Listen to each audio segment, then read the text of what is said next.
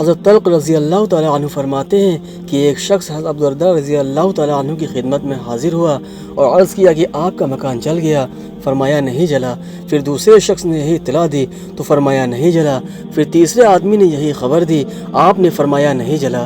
پھر ایک اور آدمی نے آ کر کہا کہ اے ابوالدرداء، آگ کے شرارے بہت بلند ہوئے مگر جب آپ کے مکان تک آگ پہنچی تو بجھ گئی۔ فرمایا مجھے معلوم تھا کہ اللہ تعالیٰ ایسا نہیں کرے گا کہ میرا مکان جل جائے، کیونکہ میں نے رسول اللہ صلی اللہ علیہ وسلم سے سنا ہے کہ جو شخص صبح کے وقت یہ کلمات پڑھ لے شام تک اس کو کوئی مصیبت نہیں پہنچے گی۔ میں نے صبح یہ کلمات پڑھے تھے، اس لیے مجھے یقین تھا کہ میرا مکان نہیں چل سکتا۔